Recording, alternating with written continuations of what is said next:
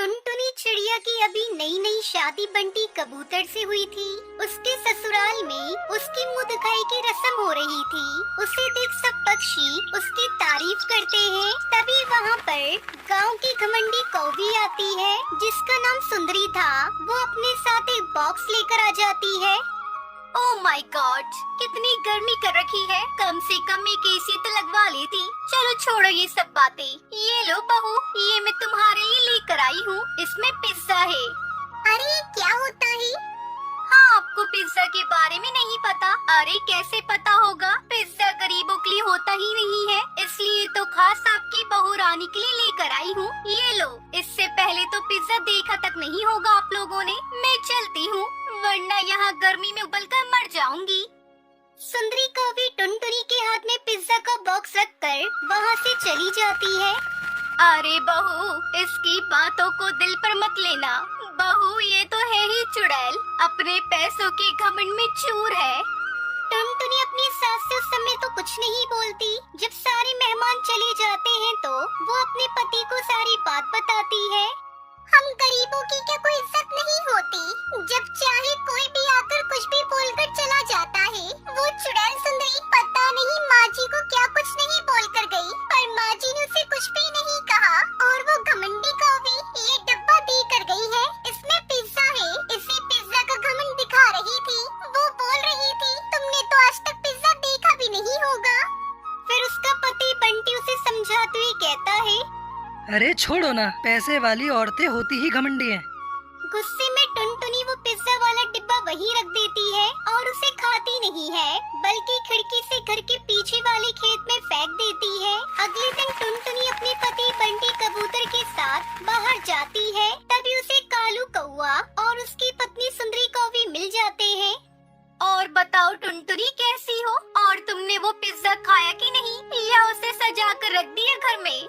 ये बोलकर वो जोर जोर से हंसने लगती है। सुंदरी, इस तरह किसी गरीब का मजाक उड़ाना तुम्हें शोभा देता है? माना हम गरीब हैं, लेकिन हमारी भी इज्जत है। तुम शुक्र मनाओ, तुम्हें ऊपर वाले ने अमीर बनाया है, न कि किसी गरीब को नीचे दिखाने में उसे बर्बाद करो।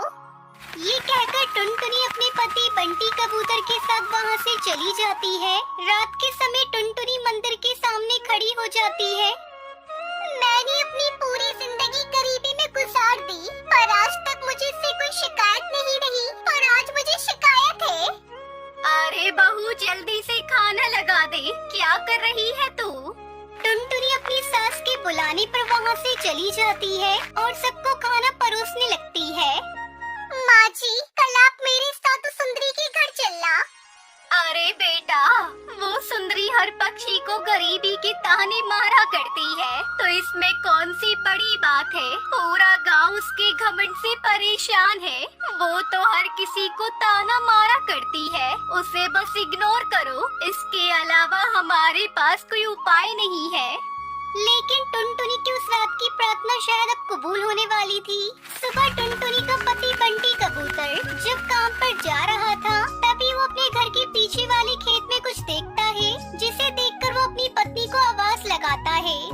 टुनटुनी माँ, अरे ओ टुनटुनी, जल्दी से घर के पीछे आजा, चमत्कार हो गया।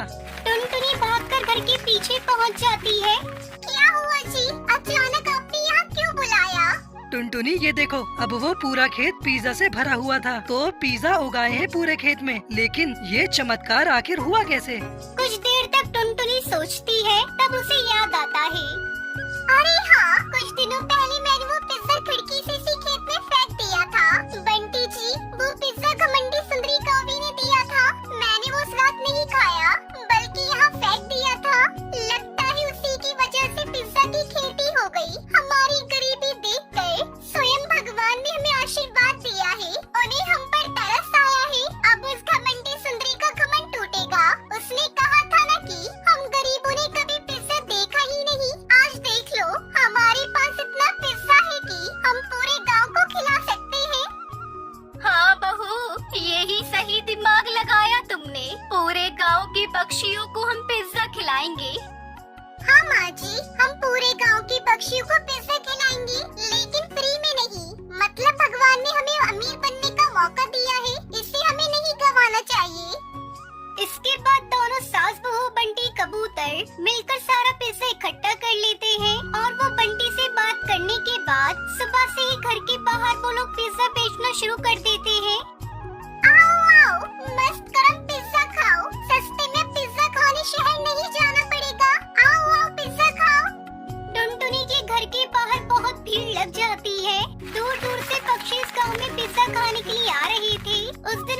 बहुत कमाई हो जाती है।